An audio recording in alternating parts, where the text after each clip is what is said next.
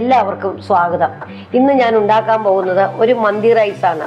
മന്തി rice ഉണ്ടാക്കാൻ ഒരു പ്രത്യേക അരിയാണ് ഉപയോഗിക്കുന്നത്. ഗോൾഡൻ സെല്ല ബസുമതി റൈസ് എന്നാണ് ഈ മന്തി റൈസിന് പറയുന്നത്. അത് ഞാൻ 2 മണിക്കൂർ വെള്ളത്തിലിട്ട് കുതിർത്തി ഊറ്റി വച്ചിരിക്കുന്നതാണ്. പിന്നെ ഒരു വലിയ സവാള അരിഞ്ഞു വെച്ചിട്ടുണ്ട്. ഇഞ്ചിയും വെളുത്തുള്ളിയും പേസ്റ്റ് എടുത്തു വച്ചിട്ടുണ്ട്. പട്ട, ഗ്രാമ്പു, ഏലക്ക, ഇത് ഉണങ്ങിയ നാരങ്ങയുടെ ഇതാണ്. ഇതിങ്ങനെ മാർക്കറ്റിൽ മേടിക്കാൻ കിട്ടും. ഇതും എടുത്തു വച്ചിട്ടുണ്ട്. പിന്നെ 2 തക്കാളിയുടെ പ്യൂരി ആക്കി വെച്ചിട്ടുണ്ട്. അത് മിക്സിയിലിട്ട് അടിച്ച് എടുത്തു വച്ചിട്ടുണ്ട്. ഇനി ഇതെങ്ങനെയാണ് ഉണ്ടാക്കുന്നതെന്ന് നോക്കാം. ഞാനൊരു പാൻ അടുപ്പത്ത് വെച്ചിട്ടുണ്ട്. അത് ഗ്യാസ് ഓൺ ചെയ്യുക. ഇതിന് ഞാൻ സൺഫ്ലവർ ഓയിലാണ് ഉപയോഗിക്കുന്നത്.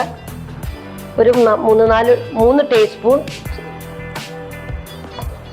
സൺഫ്ലവർ ഓയിൽ ഒഴിച്ചു. എണ്ണ ചൂടായിട്ടുണ്ട്. സ്പൈസസ് എല്ലാം ഇടാം.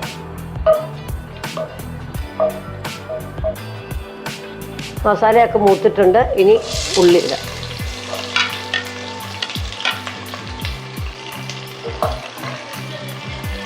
ഇഞ്ചിയും വെളുത്തുള്ളിയും പേസ്റ്റ്, ഒരു കഷ്ണം ഇഞ്ചി, ഒരു 8-10 അല്ലി വെളുത്തുള്ളിയും കൂടെ ചതച്ചതാണിത്. 1 ടീസ്പൂൺ മുഴുവനെയുള്ള കുരുമുളക് പൊടിക്കണ്ട. 1 ടീസ്പൂൺ മുഴുവനെയുള്ള മല്ലി, 1/2 ടീസ്പൂൺ ജീരകം, 1 ടീസ്പൂൺ പെരിഞ്ജീരകം. നന്നായിട്ട് മൂപ്പിച്ചെടുക്കണം. ഇത് തക്കാളിയുടെ പ്യൂരിയാണ്. ഇതിനകത്തേക്ക് ഒഴിക്കാം. ഞാൻ 2 ഗ്ലാസ് അരിയാണ് എടുത്തേക്കണത്. 2 ഗ്ലാസ് അരിക്ക് 4 ഗ്ലാസ് വെള്ളമാണ് ചേർക്കുന്നത്.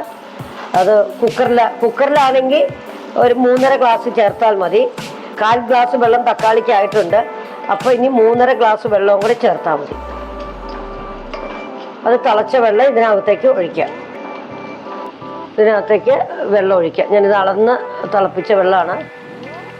ഇതിനകത്തേക്ക് മാഗിയുടെ ചിക്കൻ ക്യൂബ്സ് ഇത് ചേർക്കുകയാണ്. ഉണ്ടെങ്കിൽ ചേർക്കുക, അല്ലെങ്കിൽ മന്തി മസാല എന്ന് പറഞ്ഞ് കിട്ടും. ഞാനിപ്പോൾ ഇതാണ് ചേർക്കുന്നത്. ഇത് വെള്ളത്തിലേക്ക്. പിന്നെ ഒരു 3 പച്ചമുളക്. പിന്നെ ഇങ്ങനെ നാരങ്ങ സൂപ്പർ മാർക്കറ്റിൽ കിട്ടും, ബിരിയാണിക്കകത്തൊക്കെ ഇടാനുള്ള. ഇത് ചെറുനാരങ്ങ ഉണങ്ങിയതാണ്. ഇതും അതിനകത്തേക്ക് ചേർക്കുക. പാകത്തിന് ഉപ്പ് ചേർക്കുക. വെള്ളത്തിലേക്ക് നമ്മൾ ഇടുമ്പോൾ ഇത്തിരി മുന്നിൽ നിൽക്കണം ഉപ്പ്.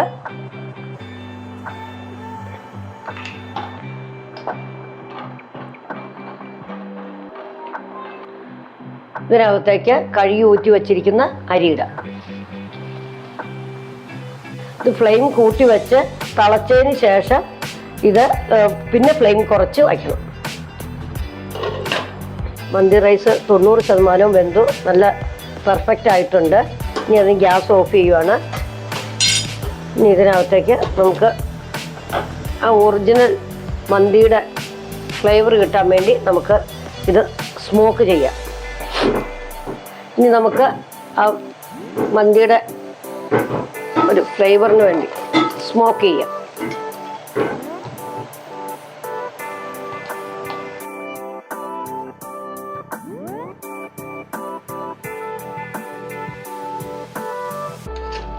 പത്ത് മിനിറ്റായി. മന്തി റൈസ് റെഡി ആയിട്ടുണ്ട്. ചൂടുണ്ട് പാത്രത്തിന്. നല്ല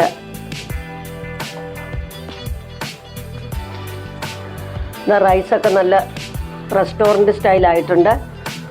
സ്മോക്കി ടേസ്റ്റൊക്കെ ഉണ്ട്. നിങ്ങളും ഇതുപോലെ ഒരു മന്തിയൊക്കെ നമ്മൾ വെളിയിൽ നിന്ന് കഴിക്കുന്നതിനേക്കാളും നല്ല രുചിയിലും കിട്ടും. നല്ല ഹൈജീനിക്കായിട്ട് നമുക്ക് വീട്ടിൽ തന്നെ ഉണ്ടാക്കി നോക്കാം. ഒത്തിരി ബുദ്ധിമുട്ടുകളൊന്നുമില്ല. ഇതുപോലത്തെ റൈസ് വാങ്ങിക്കണം. സിമ്പിളാണ് നമുക്ക് ഉണ്ടാക്കാനൊക്കെ. എൻ്റെ ചാനൽ നിങ്ങൾക്ക് ഇഷ്ടപ്പെടുവാണെങ്കിൽ ലൈക്ക് ചെയ്യാനും ഷെയർ ചെയ്യാനും കമൻറ്റ് ചെയ്യാനും മറക്കരുത്. Okay, by.